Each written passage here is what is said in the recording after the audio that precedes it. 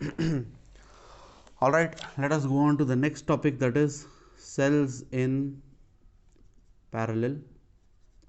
एक बात याद रखो, सेल्स का जब डेरिवेशन कर रहे हैं तो सिर्फ 2 ही सेल लेकर हम काम करेंगे, not more than that. Clear? तो सेल्स इन पैरेलल का मतलब I can connect one cell like this, another cell like this. They have to be connected between 2 common points. That is what parallel means. So let me connected something like this. ठीक है, done. तो ये हो जाएगा आपका cells in parallel. Let us call this A, C, let us call this B1 and B2. ठीक है, कोई भी नोटेशन आप ले सकते हो. And let the EMF be E1 and internal resistance be R1 for this guy, E2 and R2. Clear? तो जब करंट फ्लो होगा I, तो यहाँ पर बटेगा in the form I1 and I2 में बटेगा, और फिर दोनों जा कर के यहाँ पर मिलेंगे तो I1 प्लस I2 हो जाएंगे, यहाँ पर वापस I मिलेगा, विल गेट बैक I. ठीक है, तो यहाँ पर जाहिर सी बात है जो अंदर जा रहा है वही बाहर आएगा, तो I1, यहाँ पर अंदर क्या जा रहा है I2, बाहर क्या आएगा I2, तो दोनों मिलके वापस I हो जाएंगे. वो कैसे होते हैं वो आपको किरचॉफ लॉ में समझ में आएगा. Then this is equal to 1 battery of E equivalent and R equivalent. ठीक है, that battery is replaced, this combination is replaced A and C के बीच, तो this will be the current flowing. Done. I hope this much is clear. कुछ बड़ा काम नहीं किया है. बिटवीन 2 कॉमन पॉइंट्स बोला था, B पे था तो B1 B2 करके उसको दोनों को 2 कॉमन पॉइंट्स के बीच में लगा लिया है. ठीक है, तो इसको हम कैसे बताएंगे? 2 positive terminals of the cells, positive terminals of both the cells are connected to a common point, negative terminal of both the cells is connected to a common point. ठीक है, और बाकी आप लिख सकते हो. I think you can write the initial explanation. What is that? Consider 2 cells of EMFs E1 and E2 and internal resistances R1 and R2 respectively be connected in parallel between 2 common points B1 and B2 such that the positive terminals are connected between both the positive terminals are connected to point B1 and both the negative terminals are connected to point B2. ठीक है, then let EMFs E1 and E2 be the EMFs and R1 and R2 be the internal resistances. I1 and I2 are the currents flowing. ठीक है, तो क्या हो रहा है ये? तो पहला स्टेप, करंट जो है डिवाइड हो रहा है, वहाँ से हमारा काम शुरू होगा. I is equal to I1 plus I2 हो जाएगा. I is equal to I1 plus I2. Parallel combination, potential remain same, current divides. अभी हम एक्स्ट्रा पोटेंशियल बाहर से डाल ही नहीं रहे हैं, तो पोटेंशियल की बात ही नहीं आएगी. तो current is dividing into I1 and I2, so I equals I1 plus I2. ठीक है,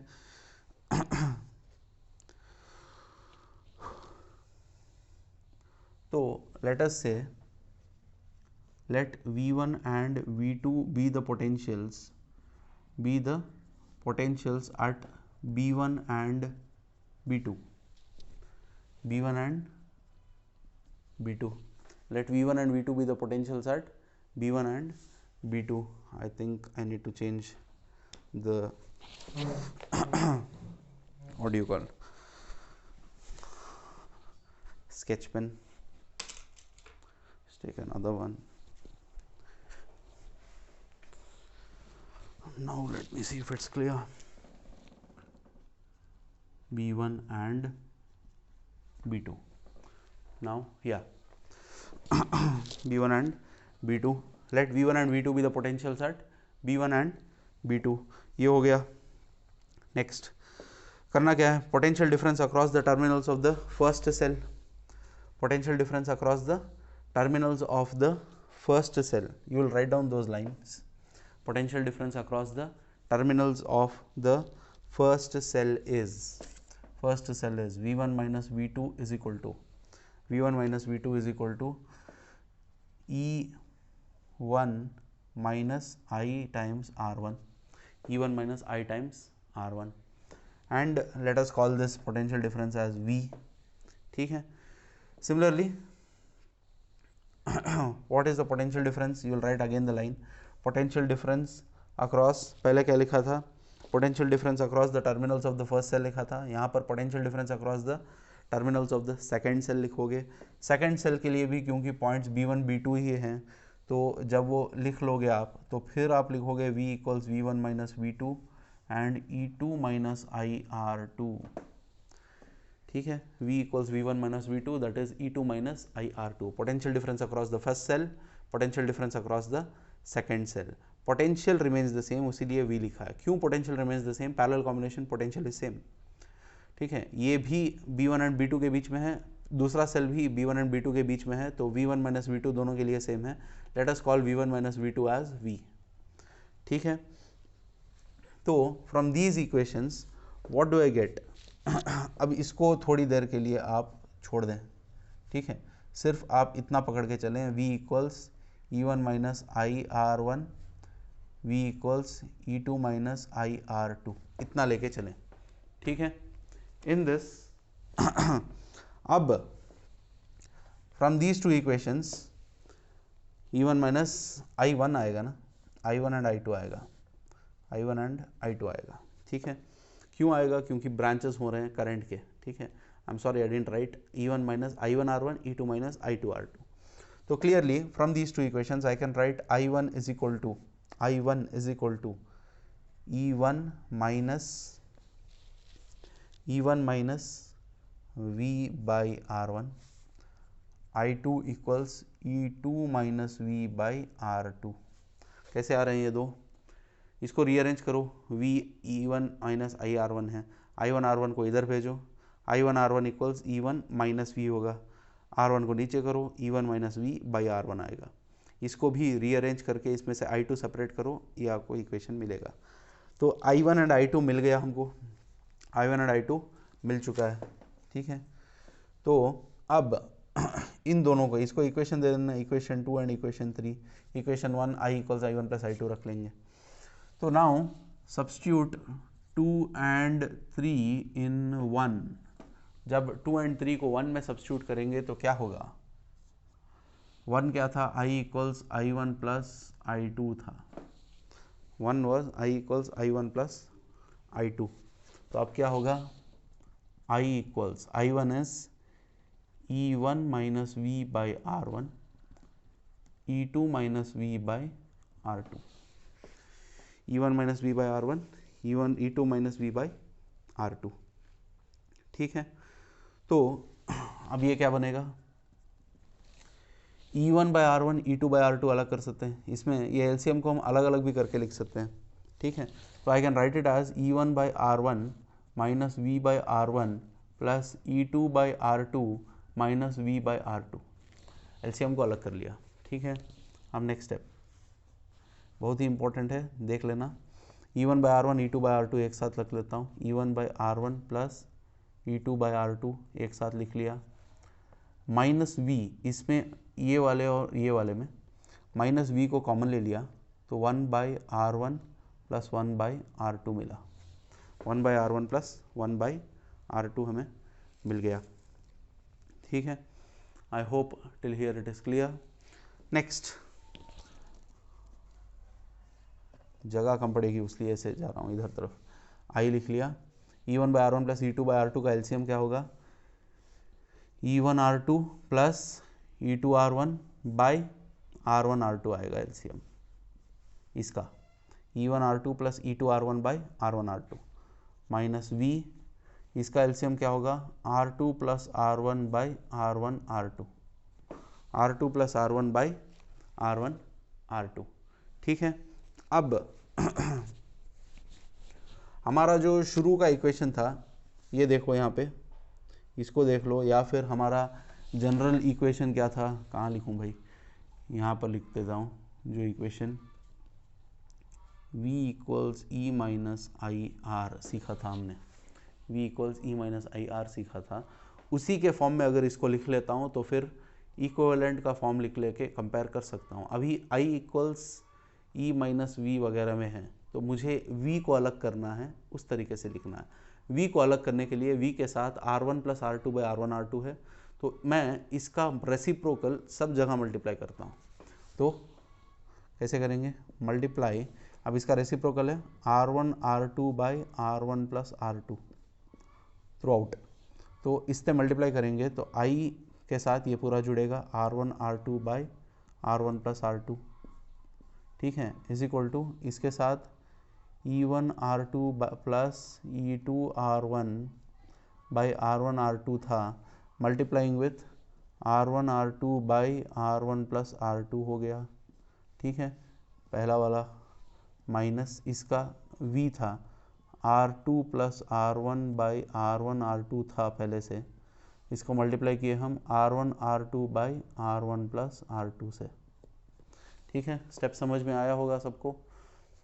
क्या किया मैंने, i equals this thing minus v times this thing था, v को मुझे v के बाजू कुछ नहीं चाहिए क्योंकि मुझे v अलग करना है, तो इसका रेसिप्रोकल निकाल के सबको मल्टीप्लाई करूंगा तो ये चले जाएगा, तो रेसिप्रोकल इसका R1 R2 by R1 plus R2, उसको मैंने सब जगह मल्टीप्लाई किया। अब R1 R2 by R1 R2 cancel, R1 plus R2 cancel, v हो गया अकेला, यहाँ पर R1 R2 कैंसिल, ठीक है, तो बचा क्या, i times R1 R2 by R1 plus R2 equals E1 R2 plus E2 R1 by R1 plus R2 minus v, ठीक है। तो अब v को इधर डाल दूं और i को उधर भेज दूं, तो v is equal to minus v इधर जाएगा प्लस v होगा, ये ऐसे का वैसे E1 R2 plus E2 R1 by R1 plus R2, ठीक है, माइनस v इधर चला गया, i इधर को आना है तो माइनस i टाइम्स ऑफ उसके साथ क्या है R1 R2 by R1 plus R2, ठीक है। I hope the steps are clear. v equal something minus i times something मिल गया, तो इस फॉर्म में आ गया वो, ठीक है। I hope this is clear. एक बार फिर से रिपीट कर देता हूँ कि किया क्या है। i equals i1 plus i2 था, i1 एंड i2 क्या है, E1 minus V by R1, E2 minus V by R2, ठीक है, डन। v किस लिए सेम है, क्योंकि पैरेलल कॉम्बिनेशन है, पोटेंशियल रिमेन सेम। नाउ अब इसको E1 by R1 minus V by R1, E2 by R1 minus V by R2 कर लिया अलग अलग। अब उसके बाद E1 by R1 E2 by R2 को जोड़ लिया, माइनस v को कॉमन लेके 1 by R1 plus 1 by R2 निकाल लिया। अब इसका भी एलसीएम लिया, इसका भी एलसीएम लिया, एलसीएम ले लिया गया। यहाँ तक आपका स्टेप खत्म हुआ। v को मुझे अलग चाहिए, v के बाजू मुझे कुछ नहीं चाहिए, जैसा ये हमारा स्टैंडर्ड इक्वेशन है। तो v के बाजू में R1 plus R2 by R1 R2 है, इसका रेसिप्रोकल लेके मल्टीप्लाई करूंगा तो v खाली हो जाएगा, उसके साथ कुछ नहीं होगा। तो रेसिप्रोकल लिया, हर एक टर्म के बाजू में उस रेसिप्रोकल टर्म को मैंने मल्टीप्लाई किया, ठीक है। करने के बाद R1 R2 कैंसिल हुआ, यहाँ पर पूरा टर्म ही कैंसिल हो गया, तो बचा क्या, i into R1 R2 by R1 plus R2, ये ऐसे जैसे का वैसा E1 R2 plus E2 R1 R2 जाकर R1 प्लस R2 बाकी रहा, माइनस v के बाजू कुछ नहीं। अब माइनस v को इधर डाल दिया, i टर्म को इधर डाल दिया, तो v इक्वल्स ये वाला पहला वाला term minus i times the i के साथ जो भी कोएफिशिएंट था। So this is how I have written it. Next, अब ये आपका एक्चुअली डेरिवेशन ख़त्म होने को आया है, ठीक है, मैं इधर ही कर देता हूँ ताकि पूरा आपके बोर्ड पे दिखाई दे। डन।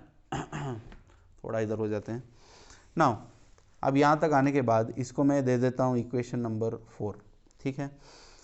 अब ये इसके ऊपर पूरा काम हो गया। अब इसके ऊपर रिप्लेस द, वो लाइन आप लिख लेना, replace the parallel combination of cells by a single cell of EMF E equivalent and internal resistance R equivalent. I repeat, replace the parallel combination of cells by a single cell of EMF E equivalent and internal resistance R equivalent. ठीक है, तो उसका equation क्या आएगा, V equals E equivalent minus I times of R equivalent, V equivalent minus I times of R equivalent, ठीक है। तो ये आपका हो जाएगा इक्वेशन नंबर 5। तो अब इक्वेशन नंबर 4 एंड 5 को कंपेयर करें, v के जगह पर v, E इक्विवेलेंट के जगह पर ये पूरा टर्म, तो E इक्विवेलेंट क्या हुआ, E1 R2 plus E2 R1 by R1 plus R2, ये हो गया आपका ई इक्विवेलेंट का इक्वेशन, ठीक है।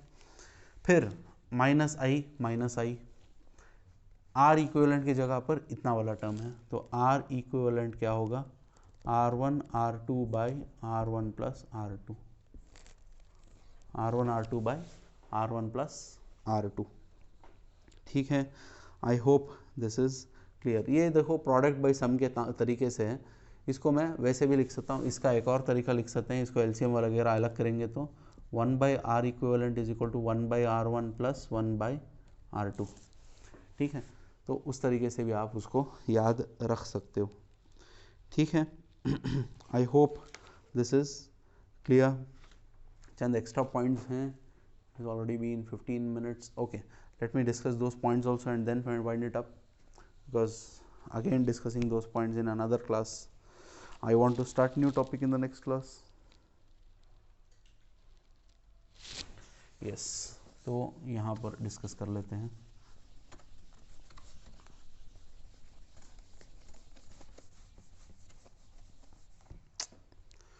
not enough I guess.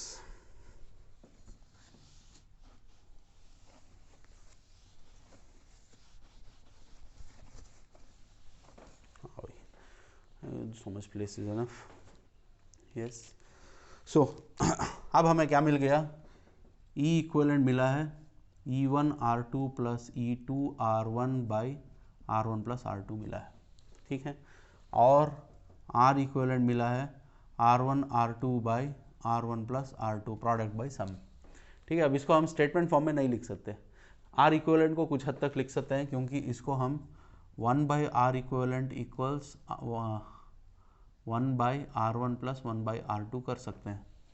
तो reciprocal of equivalent internal resistance is equal to sum of individual internal resistance, sum of reciprocal of individual internal resistances, वो तरीके से लिख सकते, लेकिन इसको नहीं लिख सकते, ठीक है। बहरहाल इन दोनों इक्वेशंस को पकड़ो आप, ठीक है। अब और थोड़ा अगर हम करें तो इन दोनों इक्वेशंस का अगर मैं या रेशियो ले लूँ, E equivalent divided by R equivalent करूँ, यानी this equation divided by this equation, तो फिर मुझे क्या मिलेगा, E1 R2 plus E2 R1 by R1 plus R2 divided by R1 R2 by R1 plus R2, R1 plus R2 R1 plus R2 cancel हो जाएगा, तो बचेगा क्या, E1 R2 by plus E2 R1 divided by R1 R2।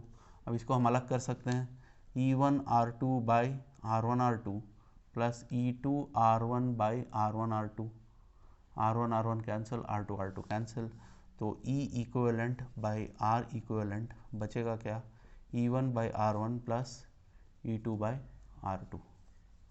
एक और combination मिल गया, E equivalent by R equivalent equals E1 by R1 plus E2 by R2, ठीक है।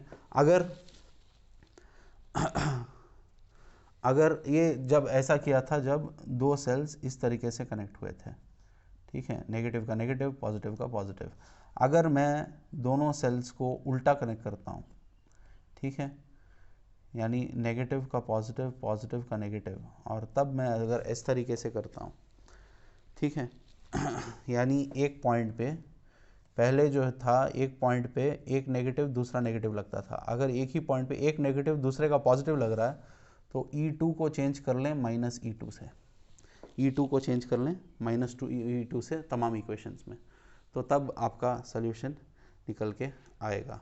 तो ये वही है जो मैंने केसेस पहले EMF सेल्स इन सीरीज़ के लिए लिखा था, वही केसेस हैं। आई होप दिस इज़ क्लियर।